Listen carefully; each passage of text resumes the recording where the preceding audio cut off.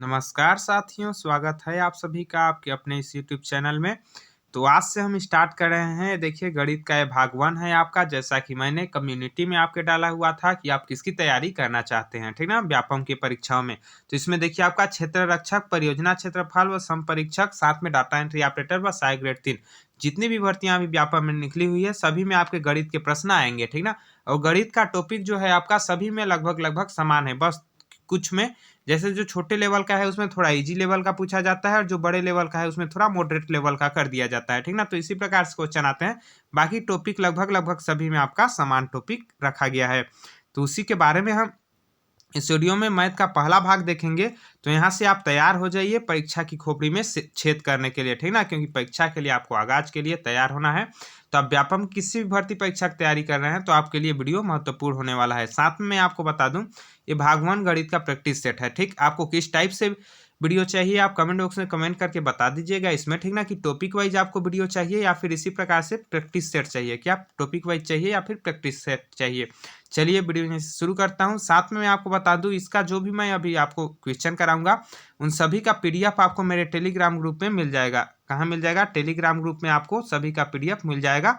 वहां जाकर आप पीडीएफ देख सकते हैं, कितना क्वेश्चन आप जानते हैं, आप अच्छे से अटेंड भी कर सकते हैं। चलिए वीडियो यहीं से शुरू करते हैं। चलिए, सबसे पहले मैं एक बात और आपको बता दूं कि यदि आपको पीडीएफ पहले प्राप्त करना हो, क्या यदि आपको पीडीएफ पहले चाहिए तो आप कमेंट बॉक्स में कमेंट भी कीजिएगा। तो मैं पहले आपको टेलीग्राम ग्रुप में, साथ में व्हाट्सएप ग्रुप में भी मैं पीडीएफ डाल दूंगा। उसके बाद आप खुद से हल कीजिएगा, उसके बाद मैं वीडियो के माध्यम से उसकी व्याख्या करूंगा। और आप बताइएगा कि आपको टॉपिक वाइज वीडियो चाहिए या फिर इसी प्रकार से प्रैक्टिस सेट वाला। तो देखिए, आज का मोटिवेशनल थॉट हम सबसे पहले देख लेते हैं। क्या है मोटिवेशनल थॉट? जो है आपका, सपने देखने वालों के लिए रातें छोटी पड़ जाती है, जबकि सपना पूरे करने वालों के लिए दिन छोटा पड़ जाता है।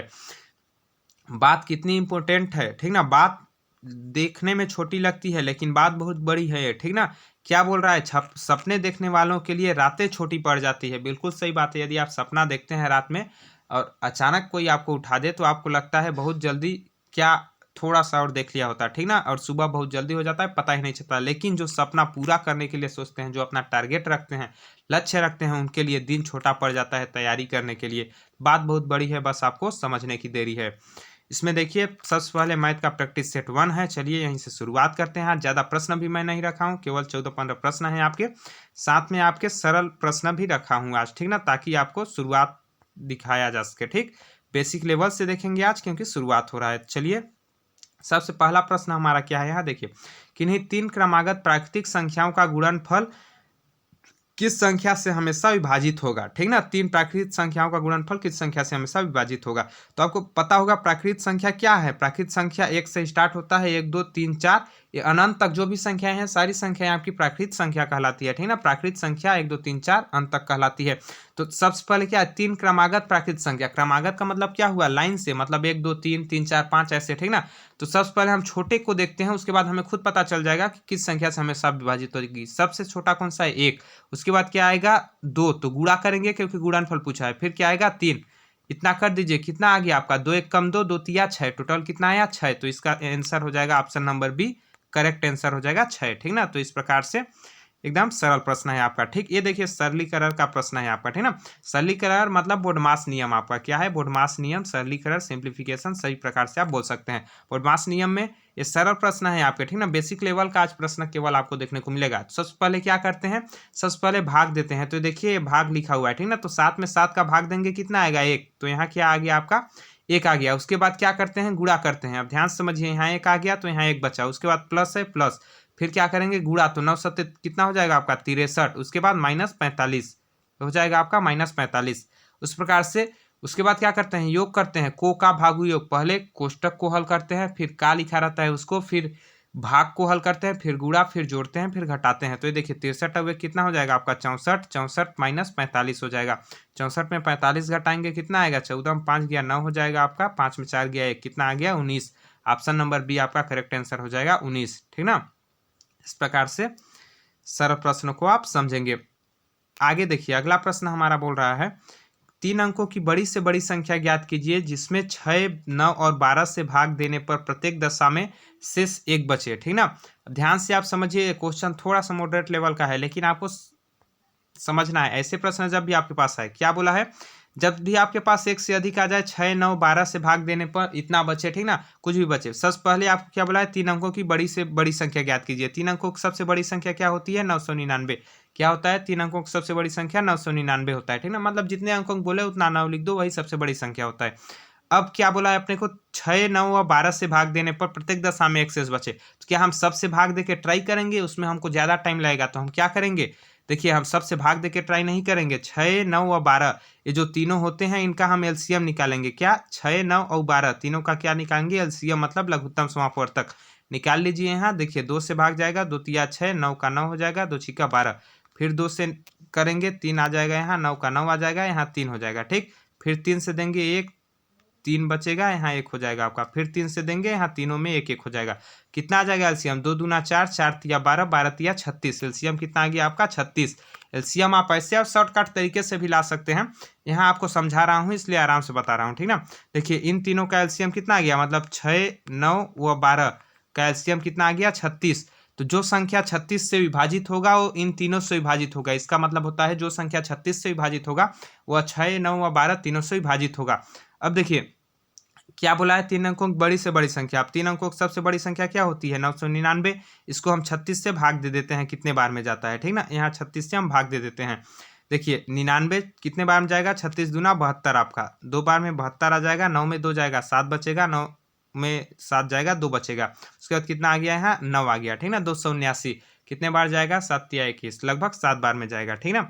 तो 7 बार में कितना आएगा, 7 छंग 42 हो गया आपका, 4 बचा, 7 तिया 21, 4 25 हो गया, ठीक ना, 25। इसको भाग देते हैं, 9 में 2 गया आपका, 7 बचा, 7 में 5 गया आपका, 2 बचा, ठीक ना। ये हो गया आपका शेषफल, क्या हो गया, ये शेषफल हो गया। बाकी तो सब आपका उतार दिए यहाँ।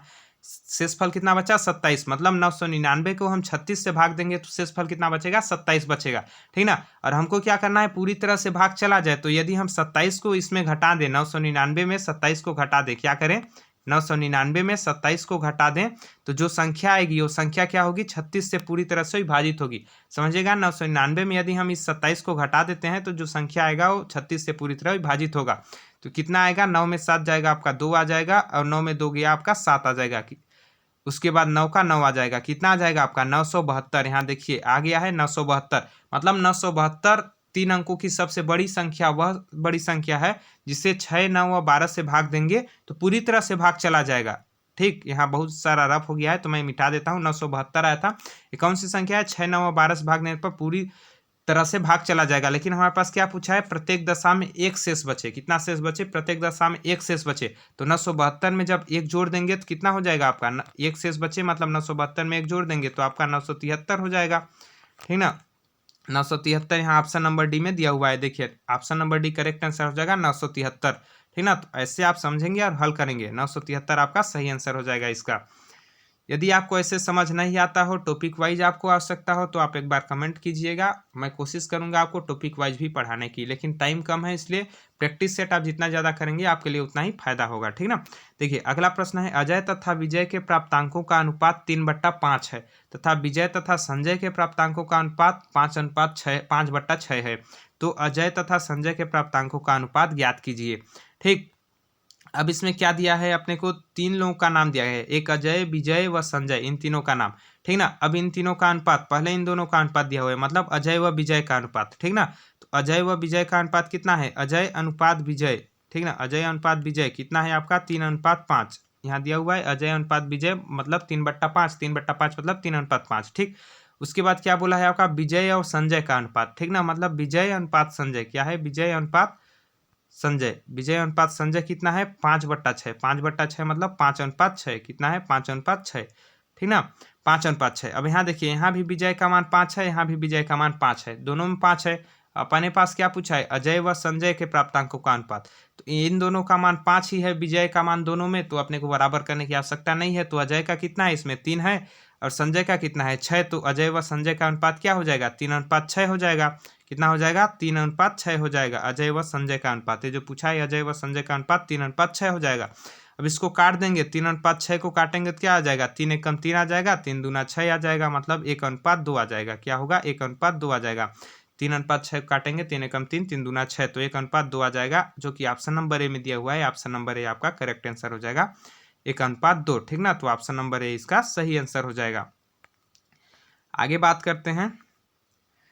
आशा करता हूं कि ये प्रश्न भी आपको अच्छे से समझ में आ गया होगा। आगे बात करते हैं, यदि 5 खिलौनों का मूल्य 55 रुपये है तो ऐसे 11 खिलौनों का मूल्य क्या होगा।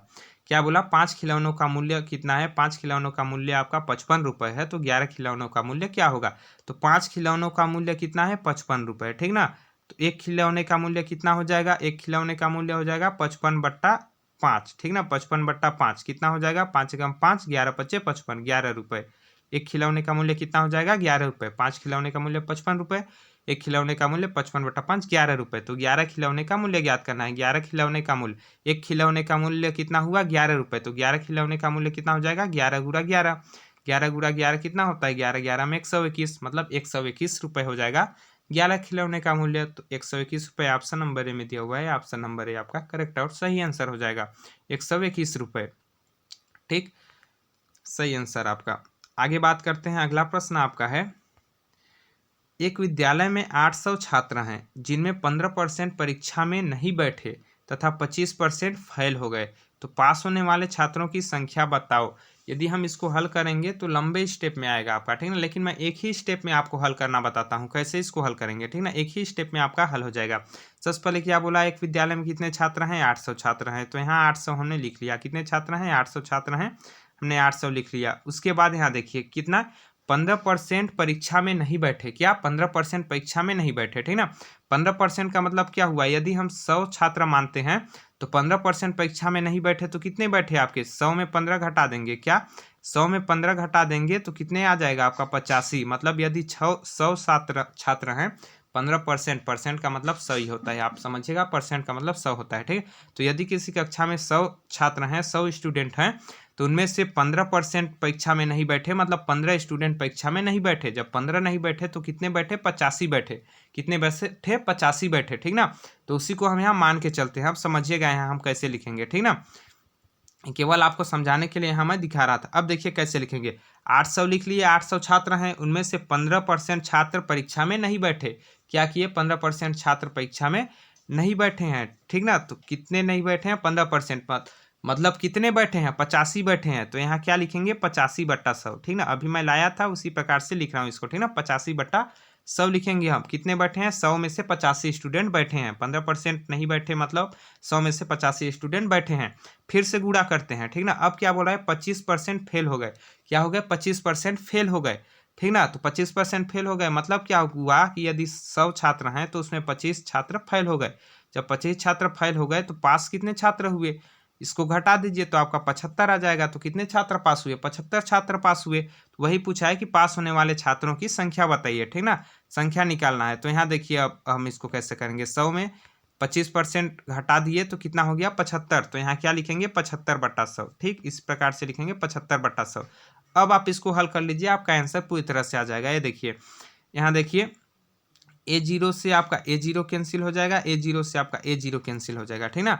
उसके बाद बात करें तो इसको आप कई प्रकार से कर सकते हैं। यहाँ देखिए, यदि हम बात करें तो 25 या 75 हो जाएगा और 25 चक्को 100 हो जाएगा, ठीक ना। नीचे 4 बचा आपका, 4 एकम 4, 4 दूना 8 हो जाएगा, ठीक। आप किसी प्रकार से काट सकते हैं इसको। उसके बाद 3 × 2 करेंगे तो 3 दूना 6 हो जाएगा, 6 गुणा यहाँ 85 बचेगा आपका, ठीक ना। कितना हो जाएगा, 6×5 30 हो जाएगा, 3 8 6 48, 3 51, कितना हो जाएगा, 510। 510 छात्र पास होने वाले छात्रों की संख्या है। ऑप्शन नंबर ए में दिया हुआ है 510। 510 आपका करेक्ट और सही आंसर हो जाएगा, ठीक ना। तो इस प्रकार से आपको हल करना है और समझना है। आशा करता हूँ आपको समझ आ गया होगा। नहीं आया होगा तो आप एक बार बैक करके फिर से उसको देख सकते हैं, आपको समझ में आ जाएगा। मैं डबल टिबल आपको बताऊंगा तो समय लगेगा, और आपको ऐसे नहीं समझ आएंगे तो आप कमेंट भी कीजिएगा, टॉपिक वाइज भी आपको समझाने की कोशिश की जाएगी, ठीक। बाकी सभी के लिए ऐसे ही प्रश्न आएंगे। थोड़ा ईजी लेवल है, थोड़ा सा इससे हार्ड लेवल भी आपको बताया जाएगा, पहले शुरुआत है, ठीक। आगे यहाँ बोला गया है कि 800 रुपये पर किसी ब्याज की दर से, क्या 800 रुपये पर किसी ब्याज की दर से 2 वर्ष का साधारण ब्याज 160 रुपये है, तो उसी राशि का उसी ब्याज की दर से 8 वर्ष का ब्याज कितना होगा। इसको आपने यदि 10वीं में पढ़ा होगा, ठीक ना, साधारण ब्याज, चक्रवृद्धि ब्याज 9वीं 10वीं के गणित में, तो आप सूत्र विधि से पढ़े होंगे, लेकिन बिना सूत्र का ये सब हल हो जाते हैं। देखिए कैसे होगा, 800 रुपये पर किसी ब्याज की दर से 2 वर्ष का साधारण ब्याज कितना है, 160 रुपये। साधारण ब्याज क्या होता है, केवल मूलधन का ब्याज बनता है, मतलब 800 रुपये है, केवल इसी का ब्याज बनेगा, ठीक ना। तो उसी राशि का उसी ब्याज की दर से 8 वर्ष का ब्याज कितना होगा। तो 2 वर्ष का ब्याज कितना है आप समझिए, 2 वर्ष का ब्याज कितना है 160 रुपये। कितना है 2 वर्ष का ब्याज 160 रुपये। तो 1 वर्ष का ब्याज कितना हो जाएगा, यदि हम 1 वर्ष का ब्याज निकालें तो आपका कितना हो जाएगा 160/2। क्या हो जाएगा 160/2। देखिए 2 वर्ष का ब्याज 160 रुपये, तो 1 वर्ष का ब्याज कितना हो जाएगा 160/2। 160/2 करेंगे तो कितना आ जाएगा आपका 80। कितना आ जाएगा 1 वर्ष का ब्याज कितना हो गया 80 रुपये। 1 वर्ष का ब्याज 80 रुपये हो गया, ठीक ना। अब 1 वर्ष का ब्याज 80 रुपये हो गया। हमारे पास क्या पूछा है कि 8 वर्ष का ब्याज कितना होगा, कितने का 8 वर्ष का। 1 वर्ष का 80 रुपये, तो 8 वर्ष का ब्याज कितना हो जाएगा, 1 वर्ष का 80 रुपये है तो 8 वर्ष का ब्याज 80 गुणा 8 क्या हो जाएगा 80 गुणा 8। 80 गुणा 8 कितना हो जाएगा 8 8 64 मतलब 640 रुपये। क्या हो जाएगा 640 रुपये। ऑप्शन नंबर ए में दिया हुआ है देखिए 640 रुपये। तो यही आपका 8 साल का ब्याज हो जाएगा 640 रुपये। तो इस प्रकार से आपको कोई भी सूत्र की आवश्यकता नहीं है। 2 साल का दिया है 1 साल का निकाल लीजिए, उसके बाद जितना साल का पूछा है उससे गुणा कर दीजिए, ठीक। आशा करता हूँ कि ये भी आपको अच्छे से समझ में आ गया होगा। आगे देखिए तो ये दिया हुआ है आपका 1600 रुपये का 12/1/2% वार्षिक ब्याज की दर से 2 वर्ष का चक्रवृद्धि ब्याज, ठीक ना। चक्रवृद्धि ब्याज ज्ञात कीजिए। अब यहाँ देखिए चक्रवृद्धि ब्याज थोड़ा सा हार्ड होता है, ठीक ना। आपको पता होगा, आप पढ़े होंगे, सूत्र विधि से ही पढ़े होंगे, लेकिन यहाँ भी मैं आपको बिना सूत्र का बताऊंगा, ठीक ना। कैसे हल करेंगे देखिए समझिए, ठीक ना। वो सब में टाइम लगता है आपका सूत्र में, और बाकी आप समझ जाएंगे तो आसानी से हल हो जाएगा। पहले आप 12.5% का मतलब समझिए। 12.5% का मतलब क्या होगा, 12 दूना 24 से 25/2 क्या होगा। 12.5% का मतलब होता है 25/2%। क्या होता है 25/2%, ठीक ना। ये होता है 12.5% का मतलब। अब देखिए चक्रवृद्धि ब्याज का मतलब क्या होता है, मूलधन का पहला साल ब्याज बनेगा, फिर ब्याज का भी ब्याज बनता है, वही चक्रवृद्धि ब्याज कहलाता है। और जब ब्याज का ब्याज नहीं बनता है तो आपका साधारण ब्याज कहलाता है, ठीक ना। तो इसमें देखिए 1600 रुपये का क्या है, 1600 रुपये का 25/2% का 1 साल का ब्याज कितना हो जाएगा, इसको निकाल लेते हैं। तो 1600 रुपये का आपका 25/2% कितना हो जाएगा, मतलब ठीक ना। इसको निकाल रहा हूँ पहले, 25/2% कितना हो जाएगा 1600 रुपये का, ठीक ना। ये देखिए कैसा करेंगे 25/2% निकालने के लिए 1600 गुणा 25/2 गुणा में 100 कर देंगे, ठीक ना। तो ये दोनों जीरो से कैंसिल हो जाएंगे। 2 एक कम 2, 2 अट्ठे 16 हो जाएगा। उसके बाद 8 गुणा 25 बचेगा, तो 25 अट्ठे कितना हो जाएगा आपका 200 रुपये हो जाएगा। कितना हो जाएगा 200 रुपये। ये 200 रुपये क्या निकलेगा, 1 साल का ब्याज निकलेगा। कितने साल का ब्याज निकलेगा, 1 साल का ब्याज कितना निकला 200 रुपये। बस इसी को केवल अपने को देखना था। अब देखिए कैसे करेंगे चक्रवृद्धि ब्याज के लिए। ये देखिए 1600 रुपये है, इसका 25 से ही 25/2% के ब्याज से पहले साल का ब्याज आपका 200 रुपये हो जाएगा, दूसरे साल का ब्याज आपका 200 रुपये हो जाएगा। ये आपका क्या हो जाएगा साधारण ब्याज। अब ये 200 रुपये का फिर से दूसरे साल बनेगा 25/2%। क्या 200 रुपये का फिर से दूसरे साल 25/2% बनेगा चक्रवृद्धि ब्याज। तो 200 रुपये का 25/2% कितना हो जाएगा, 200 रुपये का 25/2% हो जाएगा आपका 25। कितना होगा 25, ठीक ना। तो दूसरे साल कितना ब्याज बनेगा, पहला 200 बनेगा, उसके बाद 25 फिर से बनेगा, तो दूसरे साल का टोटल ब्याज आपका बनेगा 225 रुपये। दूसरे साल का टोटल ब्याज 225 रुपये और पहले साल का ब्याज 200 रुपये, ठीक ना। तो 2 वर्ष का चक्रवृद्धि ब्याज कितना हो गया, पहले साल का 200 रुपये है, यहाँ देखिए पहले साल का ब्याज कितना है 200 रुपये और दूसरे साल का ब्याज है 225 रुपये। तो 200 में 225 हम जोड़ देंगे तो टोटल 2 साल का ब्याज आपका आ जाएगा। तो यहाँ 5 हो जाएगा, 2 का 2 हो जाएगा, 2 दूना 4 हो जाएगा। कितना आ जाएगा टोटल 425 रुपये। 2 साल का ब्याज टोटल कितना बनेगा 425 रुपये बनेगा, ठीक 425 रुपये। ऑप्शन नंबर सी में दिया हुआ है 425 रुपये, ये आपका सही और करेक्ट आंसर हो जाएगा, ठीक ना। तो आशा करता हूँ ये भी आपको अच्छे से समझ में आ गया होगा। आगे बात करते हैं अगला प्रश्न। कुछ प्रश्न होते हैं, ठीक ना, उटपटांग टाइप के। एक कैलकुलेटिव प्रश्न है जो मैं आपको चक्रवृद्धि ब्याज वाला बताया, ठीक ना, लेकिन इसको शॉर्टकट तरीके से हल करेंगे, आराम से हल होता है, ठीक, बस आपको समझने की जरूरत है। आगे बात करते हैं, एक वस्तु को 22,400 रुपये में बेचने से 12% का लाभ होता है, तो कुल कितने रुपए का लाभ होता है, ठीक ना। अब क्या बोल दिया, 22,400 रुपये में बेचने से 12% का लाभ होता है, कुल कितने रुपए का लाभ होता है। कई लोग इसी का 22,400 का 12% निकाल देंगे, आंसर डाल देंगे, बिल्कुल गलत हो जाएगा, आपका पूरी तरह से नंबर कट जाएगा, ठीक ना। इसको ऐसे नहीं करना है। यहाँ देखिए ये क्या बोला है, 22,400 रुपये में बेचने से मतलब क्या हुआ, विक्रय मूल्य दिया हुआ है, ठीक ना, विक्रय मूल्य दिया हुआ है, बेचा गया मूल्य, 12% का लाभ होता है। और लाभ की गणना हमेशा किससे की जाती है, क्रय मूल्य से की जाती है। लाभ की गणना जो आप खरीदे हो उससे की जाती है, मतलब क्रय मूल्य से की जाती है, ठीक ना। और यहाँ बेचने का मूल्य दिया हुआ है विक्रय मूल्य, तो इससे अपने को क्रय मूल्य पहले ज्ञात करना होगा। तो देखिए क्रय मूल्य कैसे ज्ञात करेंगे, ठीक ना। ये क्या दिया हुआ है, विक्रय मूल्य, ठीक ना। विक्रय मूल्य कितना दिया हुआ है, 22,400, ठीक ना। तो विक्रय मूल्य से अपने को क्रय मूल्य की ओर आना है, मतलब आगे से अपने को पीछे की ओर आना है, ठीक ना। क्योंकि बेचे हुए मूल्य से जब भी सामने वाले मूल्य की ओर आते हैं तो उल्टा लिखते हैं। जैसे देखिए लाभ कितने का हो रहा है, लाभ हो रहा है आपका 12% का। मतलब यदि 100 रुपये का कोई वस्तु हम खरीदे हैं, लाभ 12% का हो रहा है। कहने का मतलब है यदि हम किसी वस्तु को 100 रुपये में खरीदे हैं तो इसको 12 रुपये एक्स्ट्रा लेके, मतलब 12 रुपये अपने प्रॉफिट लेके हम इसको बेच रहे हैं, तब 112 रुपये में बेचेंगे। कितने में बेचेंगे, 100 रुपये में हम वस्तु खरीदे, उसको 112 रुपये में बेचे तो 12% का लाभ हुआ, ठीक ना। मतलब 100 का वस्तु हम कितने में बेचे, 112 में बेचे तो 12% का लाभ हुआ, ठीक ना। अब यहाँ क्या लिखेंगे समझिए, ठीक ना। जैसा इस टाइप से मैंने एक क्वेश्चन आपको बता चुका है, चलिए इसको मिटा देता हूँ। 12% का मतलब 12% का मतलब 100 का वस्तु हम 112 में बेचे, ठीक ना।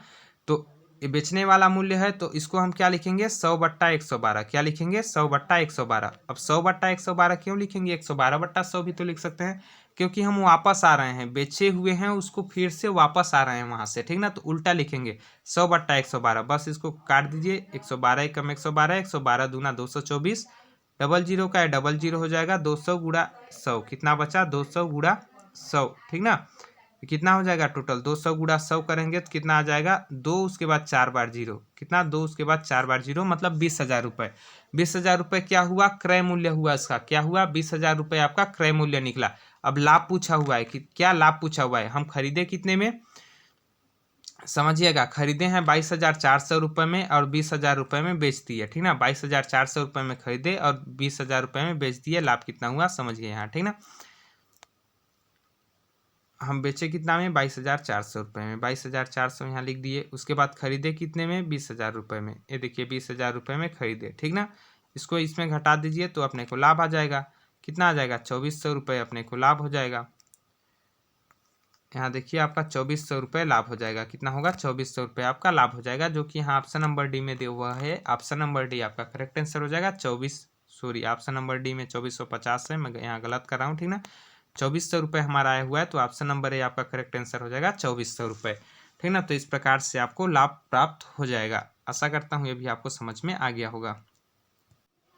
आगे बात करें तो अगला प्रश्न है, यहाँ देखिए, एक निर्माता सूची मूल्य के अनुसार मशीन का मूल्य 1,200 रुपये है, ठीक ना। मशीन का मूल्य कितना है, 1,200 रुपये अंकित मूल्य, ठीक ना। वह 25% का व्यापारिक बट्टा देता है। अत्यधिक प्रतियोगिता के कारण वह फुटकर दुकान को अतिरिक्त 10% बट्टा और देता है, तो मशीन का विक्रय मूल्य निर्धारित कीजिए, ठीक ना। यहाँ बता रहा है 25% का बट्टा देता है। बट्टे का मतलब होता है छूट। छूट क्या होता है, बट्टा का मतलब छूट होता है, जिसको आप इंग्लिश में डिस्काउंट बोलते हो, ठीक ना। आप कहीं भी दुकान में जाओगे तो डिस्काउंट देते हैं, ठीक ना। 100 रुपये बोलेंगे तो 80 में दे देते हैं, सामान 70 में दे देते हैं, ठीक ना। तो डिस्काउंट प्रतिशत के रूप में यहाँ दिया हुआ है, ठीक ना। 25% व्यापारिक छूट, बट्टा मतलब छूट का मतलब क्या हुआ, यदि हम 100 रुपये वस्तु का मूल्य कोई बताया हुआ है तो उसमें 25 रुपये कम कर दे रहा है, तो टोटल कितने में बेच रहा है, फिर 75 रुपये में बेच रहा है, ठीक ना। समझिए यहाँ, ठीक। 100 रुपये किसी का वस्तु का मूल्य बताया है, उसमें 25% का छूट दे रहा है, मतलब उसको 75 रुपये में बेच रहा है। क्या कर रहा है, 100 रुपये के वस्तु को 75 रुपये में बेच रहा है, तो 25% का छूट दे रहा है। आगे फिर से छूट दे रहा है 10% का, अब फिर से 10% का दे रहा है, मतलब 100 रुपये उस वस्तु का मूल्य बताया है तो उसमें 10 रुपये कम कर दे रहा है, मतलब टोटल 90 रुपये में बेच रहा है, तो 10% डिस्काउंट है। क्या है, 90 रुपये में बेच रहा है, 100 रुपये की वस्तु को 90 रुपये में बेच रहा है, तो 10% की डिस्काउंट है उसमें, ठीक ना, छूट है। तो इसी प्रकार से हम इसको लिखेंगे, तुरंत हमारा आंसर आ जाएगा। देखिए क्या है, 1,200 रुपये का कोई वस्तु है, क्या है, 1,200 रुपये का वस्तु है। वस्तु कितने का है, 1,200 रुपये का। सबसे पहले छूट कितना दिया, 25%। सबसे पहले छूट 25% का दिया। 25% मतलब 100 का वस्तु 75 में दिया, मतलब क्या हो जाएगा, 75/100। 100 का वस्तु कितने में दिया, 75 में दिया, तो 75/100 हो गया।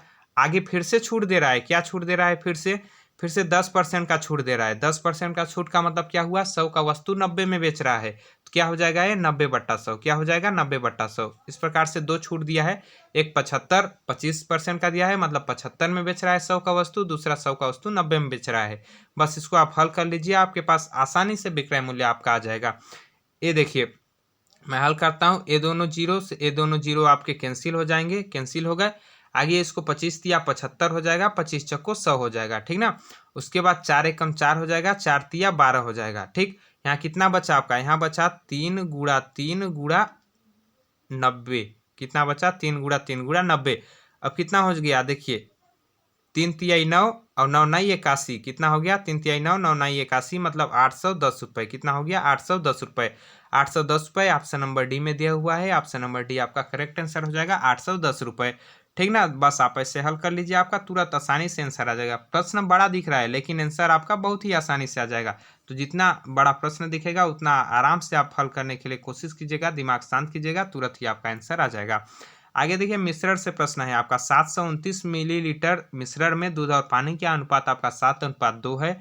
इसमें कितना पानी और डाला जाए कि नए मिश्रण में दूध और पानी का अनुपात 7:3 हो जाए। ठीक ना, क्या बोला, 7:3 हो जाए। अब ध्यान से समझिए, सबसे पहले आपका कितना दिया है, 7:2 पानी और दूध और पानी का अनुपात है। ठीक ना, दूध और पानी का अनुपात है। टोटल मिश्रण कितना है, 29। ठीक ना, टोटल मिश्रण कितना है, 729। तो इसमें दूध कितना है, यदि हम दूध निकालें, दूध कितना है, दूध कितना है, 7 अनुपात में है। टोटल अनुपात कितना है, 9। 7 और 2, देखना टोटल 7:2 है, मतलब 7 प्लस 2 करेंगे तो 9 यूनिट टोटल है। टोटल कितना है, 9 यूनिट। तो इसमें दूध कितना है, दूध निकालने के लिए हम क्या करेंगे, 729 गुणा में हम कर देंगे 7/9। क्या, 729 गुणा 7/9, क्योंकि टोटल 9 है, उसमें से 7 आपका दूध है। ठीक ना, तो बस इसको हल कर लीजिए आप। देखिए कितना हो जाएगा, 9 8 72 हो जाएगा, 9 1 9, 81 गुणा 7 हो जाएगा आपका। 81 गुणा 7, 7 1 7, 7 8 56, 567। इसमें 567 मिलीलीटर दूध है। जब 567 मिलीलीटर दूध है तो 729 में हम 567 घटा देते हैं। क्या करते हैं, सॉरी यहाँ मिट गया ना उसको, चलिए कोई बात नहीं। 567 कितना निकला था, 729 मिलीलीटर आपका टोटल मिश्रण है। इसमें से 567 आपका दूध है। तो इसमें पानी कितना है, 9 में 7 गया 2, ठीक ना, और 12 में 6 गया आपका 6 हो जाएगा, 6 में 5 गया 1 हो जाएगा। 162 मिलीलीटर पानी है और 567 मिलीलीटर आपका क्या है, ये है आपका मिल्क और ये है आपका वाटर। ठीक ना, अब देखिए मिल्क क्या है, 7 का 7 ही रहेगा। नया मिश्रण में भी मिल्क क्या रहेगा, 7 का 7 ही रहेगा, लेकिन दूध क्या हो जाएगा, 1 बढ़ जाएगा। 2 से 1 बढ़ जाएगा। ठीक ना, 2 से कितना हो जाएगा, दूध कितना हो जाएगा, 2 से दूध का अनुपात 3 हो जाएगा। अनुपात में कितने की वृद्धि, 1 की वृद्धि।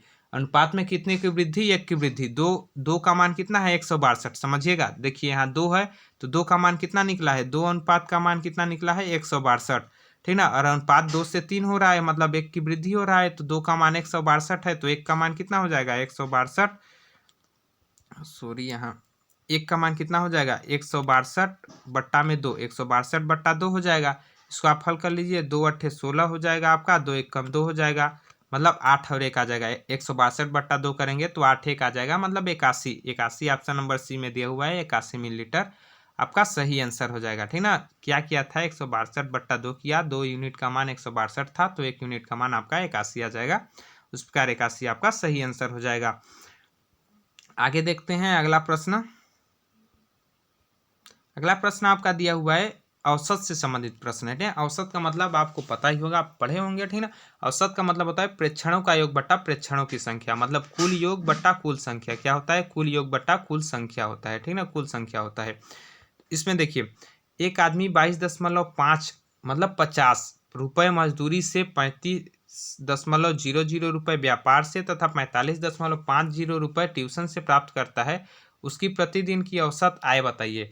वो कितने तरीकों से, 3 तरीकों से आय प्राप्त कर रहा है। एक मजदूरी करके, दूसरा व्यापार करके, तीसरा ट्यूशन पढ़ा के। ठीक ना, तीनों का औसत कितना होगा, तो सबसे पहले हम इन तीनों को जोड़ देंगे। उसके बाद कितना है, 1 2 3 है तो 3 से भाग देंगे, तीनों को जोड़ के 3 से भाग दे देंगे। तो देखिए तीनों को जोड़ देते हैं, 22.50। ठीक ना, कितना है, 22.50 है। उसके बाद आपका कितना है, 35 है। उसके बाद आपका 35 है, अच्छे से लिखा नहीं रहा है, उसके लिए माफ़ी चाहूँगा। ठीक ना, उसके बाद 45.50 है। ठीक, इन तीनों को जोड़ेंगे तो कितना आ जाएगा आपका, 50 50 100 हो जाएगा। ठीक ना, मतलब ये दोनों आपके 0 हो जाएंगे। उसके बाद 5 5 10 2 12, 1 13 हो जाएगा आपका, और 4 3 7 2 9, अब 1 10 हो जाएगा। टोटल कितने हो जाएंगे, 103। टोटल कितना होगा आपका, 103 रुपये हो जाएगा। टोटल 103 रुपये हो जाएगा। इसको 3 से भाग दे देंगे। 3 से भाग क्यों दे रहे हैं, क्योंकि 3 जगह से मजदूरी प्राप्त कर रहा है। 3 से भाग देंगे, कितना आएगा, 3 तिहाई 9 आएगा, 3 तिहाई 9 आएगा, 1 बचेगा, 13 हो जाएगा, 3 चक्कू 12 आ जाएगा। उसके बाद फिर से 1 बचेगा तो 10 हो जाएगा, फिर 3 दे देंगे। इस प्रकार से आप भाग दे सकते हैं। 34.3 आएगा, आगे फिर से 3 आएगा, 34.33 रुपये आएगा आपका टोटल। कितना आएगा? 34.33 रुपये, जो कि ऑप्शन नंबर ए में दिया हुआ है आपका। ऑप्शन नंबर ए आपका सही और करेक्ट आंसर हो जाएगा, 34.33 रुपये। ठीक, अगला प्रश्न देखते हैं और समझिए। अगला प्रश्न आपके किससे संबंधित है? तो यहाँ देखिए समय और कार्य से संबंधित है। ठीक ना, ये प्रश्न देखिए, नीरू और नीमा एक सूट की सिलाई 15 घंटे में करती हैं। यदि नीरू अकेले उस सिलाई को 20 घंटे में करती है तो नीमा उस सिलाई को करने में कितना समय लेगी? अब यहाँ ध्यान से समझिए क्या बताया गया है। सबसे पहले नीरू और नीमा दो लोग मिलकर, कोई भी दो लोग हैं, ठीक ना, दो लोग मिलकर इस एक काम को, मतलब दो लोग मिलकर एक काम को 15 घंटे में पूरा करते हैं। और अकेले नीरू, क्या अकेले नीरू जो है उस काम को कितने घंटे में पूरा करती है? 20 घंटे में पूरा करती है। तो जब हम इन दोनों का एलसीएम ले लेते हैं, मतलब लघुत्तम समापवर्तक ले लेते हैं, तो हमारा टोटल यूनिट काम निकल आता है। तो लघुत्तम समापवर्तक लेने के लिए हम क्या करेंगे? बड़ा संख्या का पहाड़ा आप पढ़ते जाइए जो छोटा संख्या में आ जाए। 20 से कम 20, 15 का पहाड़ा में 20 नहीं आता है, 20 दूना 40, 15 का पहाड़ा में 40 नहीं आता है, 20 तिया 60, 20 तिया 60, लेकिन 15 का पहाड़ा में भी 60 आ जाता है। तो इन दोनों का 60 क्या हो जाएगा? लघुत्तम समापवर्तक हो जाएगा, एलसीएम हो जाएगा। ठीक ना, तो इस प्रकार से हम टोटल काम को कितना मान सकते हैं? 60 यूनिट। टोटल काम को हम मान लेते हैं 60 यूनिट है। तो ये दोनों मिलकर कितना काम कर रहे हैं? 60 यूनिट काम 15 दिन में। तो एक दिन में कितना काम कर रहे हैं? एक घंटे में, सॉरी, 15 घंटे में 60 यूनिट काम कर रहे हैं। तो एक घंटे में कितना कर रहे हैं? 60/15 कर देंगे तो कितना आ जाएगा? 4। ठीक ना, 15 चक्को 60, 15 चक्को 60। ठीक ना, तो एक घंटे में 4 यूनिट काम कर रहे हैं दोनों लोग मिलकर। और ये 20 घंटे में कर रही है, तो एक घंटे में कितना कर रही है? 20 तिया 60, एक घंटे में 3 यूनिट कर रही है। नीरू अकेले एक घंटे में 3 यूनिट कर रही है, और नीरू और नीमा दोनों लोग मिलके एक घंटे में 4 यूनिट कर रहे हैं। तो नीमा अकेले एक घंटे में कितने यूनिट कर रही है? हमारे पास क्या पूछा है? नीमा को पूछा है ना। तो नीमा एक घंटे में कितने यूनिट काम कर रही है? जब नीरू एक घंटे में 3 यूनिट कर रही है और दोनों मिलकर 4 कर रहे हैं, तो 4 - 3 कर देंगे तो यहाँ आ जाएगा नीमा एक घंटे में कितने यूनिट काम करे? तो एक घंटे में 1 यूनिट काम कर रही है नीमा। टोटल काम कितना है? 60 यूनिट। 60 यूनिट काम है, एक घंटे में 1 यूनिट कर रही है, तो 60 यूनिट करेगी 60 घंटे में। कितने टाइम में करेगी? 1 यूनिट एक घंटे में, तो 60 यूनिट 60 घंटे में काम करेगी नीमा। ठीक ना, तो इस प्रकार से आपका option number B correct answer हो जाएगा, 60 घंटे। अगला प्रश्न देखते हैं। अगला प्रश्न है हमारा, यही नल और टंकी से संबंधित है। ठीक ना, बताया गया है कि दो नल एक टंकी को क्रमशः 12 मिनट तथा 15 मिनट में भर सकते हैं। यदि दोनों नलों को एक साथ खोल दिया जाए तो टंकी भरने में कितना समय लगेगा? सेम क्वेश्चन है जैसा पिछले क्वेश्चन था आपका, थोड़ा सा इसमें केवल अलग कर दिया गया है। उसमें दो लोग का दे दिया था, इसमें दो लोग का पूछा गया है। ठीक ना, तो दो नल है, मान लो ए और बी दो नल हैं, एक ए नल है दूसरा बी नल है। ठीक ना, ये दोनों नल हैं। ए कितने मिनट में भर सकता है टंकी को? 12 मिनट में। बी कितने मिनट में भर सकता है? 15 मिनट में। ठीक ना, तो इन दोनों का क्या करेंगे? लघुत्तम समापवर्तक निकालेंगे, मतलब एलसीएम निकालेंगे। तो बड़ा संख्या कौन सा है? 15। 15 का पहाड़ा पढ़ लेते हैं। 15 कम 15 12 में आता है क्या? नहीं आता है। 15 दूना 30, 12 में आता है? नहीं आता है। 12 दूना 24 होता है, 30 नहीं आता। 15 तिया 45 नहीं आता है। 15 चक्को 60 आता है। ठीक ना, आता है। 12 पंचे 60, 15 चक्को 60। तो देखिए 12 के पहाड़ा में कितने बार में 60 आता है? 5 बार में। तो यहाँ क्या हो जाएगा? 5। और 15 के पहाड़ा में कितने बार 60 आता है? 4 बार में। तो यहाँ क्या हो जाएगा? 4। मतलब बी की क्षमता 4 यूनिट है 1 मिनट में, और ए की क्षमता 5 यूनिट है 1 मिनट में। टोटल काम कितना है? 60 यूनिट। ठीक ना, 60 यूनिट काम है। मतलब 1 मिनट में दोनों मिलकर काम करेंगे तो कितने काम करेंगे? 5 एक जन कर रहा है, दूसरा 4 कर रहा है, तो टोटल 1 मिनट में कितने काम करेंगे? 9 यूनिट काम करेंगे 1 मिनट में। दोनों मिलकर 9 यूनिट काम करेंगे। काम टोटल है कितना? 60 यूनिट। टोटल काम कितना है? 60 यूनिट, और 9 यूनिट 1 मिनट में काम कर रहे हैं। तो आपका मतलब, हाँ, 9 यूनिट 1 मिनट 1 घंटे में काम कर रहे हैं ना, यहाँ समझिएगा। ठीक, तो यहाँ देखिए, यहाँ गलत दिया हुआ है। एक तरफ से मैं बात करूँ आपका 15 मिनट में, ठीक ना, 5 यूनिट। हाँ, तो यहाँ देखिए, ठीक ना, 9 को 60, 60 को जब 9 से भाग देंगे तो 9 छंग 54 हो जाएगा। यहाँ कितना आएगा? 6।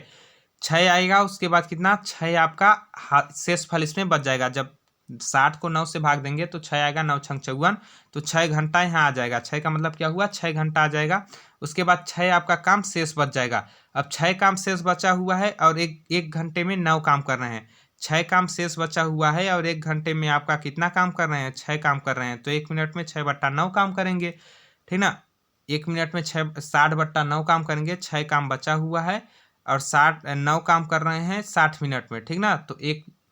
तो 6 काम को कितने टाइम में करेंगे, तो 6 गुणा 60/9 में करेंगे, ठीक ना। तो इसको काट दीजिए, 3 दूना 6 हो जाएगा, 3 तियाई 9 हो जाएगा, 3 एकम 3, 20 तिया 60 हो जाएगा और बचा आपका 2 गुणा 20, क्या बचा, 2 गुणा 20 बचा, 2 गुणा 20 किए तो कितना आ गया आपका 40 आ गया, कितना आ गया 40 आ गया। मतलब ये क्या हुआ 40 मिनट हो गया, 6 घंटा और 40 मिनट, टोटल कितना टाइम लगेगा 6 घंटा 40 मिनट, 6 घंटा 40 मिनट ऑप्शन नंबर ए में दिया हुआ है, ऑप्शन नंबर ए आपका सही आंसर हो जाएगा। 6 घंटे 40 मिनट में वो दोनों नल को एक साथ खोल दिया जाए तो पूरी तरह से टंकी को भर लेंगे, 6 घंटा 40 मिनट, ऑप्शन नंबर ए आपका सही आंसर हो जाएगा। इस प्रकार से आगे बात करते हैं। अगला प्रश्न है यहाँ देखिए, घातांक से रिलेटेड प्रश्न है, कड़ी से, ठीक ना। 16 सही 3/4 का मान है, तो सबसे पहले आप 16 का गुणनखंड कर लीजिए, तो 16 क्या लिख सकते हैं, 2 दूना 4 दूना 8 दूना 16, ठीक ना। 16 को क्या लिख सकते हैं, 2 गुणा 2 गुणा 2 गुणा 2, 4 बार 2 लिख सकते हैं, 2 दूना 4 4 दूना 8 8 दूना 16। इसको क्या लिख सकते हैं घातांक के रूप में, घात के रूप में 2 की घात 4, क्या लिख सकते हैं 2 की घात 4। अब क्या है 16 को हम क्या लिखिए 2 की घात 4, उसके बाद यहाँ क्या है 3/4, ऐसे ही दिया हुआ है प्रश्न में, 2 की घात 4 सही 3/4, 16 सही 3/4 दिया हुआ है, इसको लिख सकते हैं 2 की घात सही 3/4। अब इसको काट लीजिए, 2 की घात 4 गुणा में यहाँ 3/4 कर लीजिए, ठीक ना। तो ये 4 से 4 कैंसिल हो जाएगा आपका, बचेगा 3, मतलब 2 की घात 3 बचेगा। 2 की घात 3 मतलब 2 3 बार, क्या 2 3 बार, 1 2 3, 3 बार 2 कितना हो जाएगा, 2 दूना 4 4 दूना 8, टोटल कितना हो गया 8 हो गया। 8 किस में दिया हुआ है, ऑप्शन नंबर सी में दिया हुआ है, ऑप्शन नंबर सी आपका करेक्ट और सही आंसर हो जाएगा 8 इस प्रकार से, ठीक। तो ये थे 16 प्रश्नों का संग्रह, यहाँ देखिए 16 पेज का आपका पीडीएफ बनाया हुआ था, ठीक ना, जिसमें 15 प्रश्न आपके शामिल थे, ठीक ना। तो ये 15 प्रश्न आपको कराया, आप कमेंट बॉक्स में कमेंट करके जरूर बताइएगा प्रश्न आपको कैसे लगे और आपको इनमें से कितने प्रश्न आते थे। और आप ये भी बताइएगा, देखिए ये भी बताइएगा कि आपको इसी टाइप से प्रश्न चाहिए या टॉपिक वाइज आपको चाहिए, ठीक ना। टॉपिक वाइज आपको चाहिए, हर एक टॉपिक का एक दिन अलग से चाहिए, या फिर इसी प्रकार से प्रैक्टिस सेट हर टॉपिक का मिक्सिंग वाला चाहिए, ठीक ना। मिक्स वाला करेंगे तो आपको एक तरफ से फायदा होगा, यदि आप पहले का भी पढ़े हैं, ठीक ना, आपको टॉपिक वाइज हल्का हल्का आता है, तो आप इसी प्रकार से प्रैक्टिस सेट लगाते रहिए, मेरा ऐसा मानना है, तो आप अच्छे से हल कर पाएंगे, ठीक ना। क्योंकि आपका हल्का भी प्रैक्टिस होगा, यदि टॉपिक वाइज आता होगा तो इस प्रकार से प्रैक्टिस करेंगे तो आपका धीरे धीरे आदत हो जाएगा और आपको प्रश्नों को देखने के बाद आपको खुद लगने लगेगा कि इस प्रकार से होगा इसका आंसर, ठीक ना। तो आशा करता हूँ वीडियो आपको अच्छा लगा होगा, समझ में आया होगा, अच्छा लगा होगा तो वीडियो को लाइक जरूर कीजिएगा, क्योंकि मेहनत बहुत ही लगता है ऐसे वीडियो बनाने में, ठीक ना। साथ में आप ज़्यादा से ज़्यादा लोग तक अपने दोस्तों के साथ शेयर कीजिएगा, ताकि सभी अच्छे से समझ सकें और एग्जाम अपना अच्छे से क्लियर कर सकें। इसी प्रकार से क्वेश्चन आपके आएंगे, चाहे आप पटवारी की तैयारी कर रहे हो, व्यापम जो कि अभी नहीं निकला हुआ है, ठीक ना, लेकिन निकलेगा, फिर भी उसमें मैथ के यही टॉपिक रहते हैं। आपका क्षेत्र रक्षक में भी ऐसे ही केवल प्रश्न थोड़े इजी थोड़े मॉडरेट हो जाएंगे, ठीक ना, प्रश्नों का लेवल चेंज हो जाएगा, तो आपको हर एक लेवल का इसमें कराया जाएगा। अभी तो थोड़ा इजी लेवल का ही था, कुछ प्रश्न थे मॉडरेट, तो दोनों मिक्स कर दिया गया है, क्या है हर सेट में दोनों मिक्स कर दिया जाएगा, क्या हो जाएगा दोनों मिक्स कर दिया जाएगा, मॉडरेट व इजी। तो इससे क्या होगा, आप क्षेत्र रक्षक के लिए करेंगे फिर भी आपको फायदा होगा, आप संपरीक्षक के लिए करेंगे फिर भी फायदा होगा, क्षेत्रपाल के लिए करेंगे फिर भी फायदा होगा, ठीक ना। तो तीनों के लिए आप करेंगे तो आपको फायदा होगा, पटवारी के लिए करेंगे फिर भी फायदा होगा, क्योंकि सभी में सेम प्रश्न आपके पूछे जाते हैं। आशा करता हूँ वीडियो आपको अच्छा लगा होगा तो लाइक कीजिएगा, चैनल पर नए चैनल को सब्सक्राइब कीजिएगा। जाते जाते एक अंतिम मोटिवेशनल, वही मोटिवेशनल आप पढ़ लीजिएगा, आपको अच्छे से नींद आएगा, ठीक ना, अच्छे से आपको पढ़ने का मन करेगा, ठीक, अपने जीवन में उतारिएगा, आप हमेशा सफल हो जाएंगे। वीडियो देखने के लिए बहुत बहुत धन्यवाद, जल्द मिलेंगे अगले वीडियो में, तब तक के लिए जय हिंद, जय भारत, जय छत्तीसगढ़।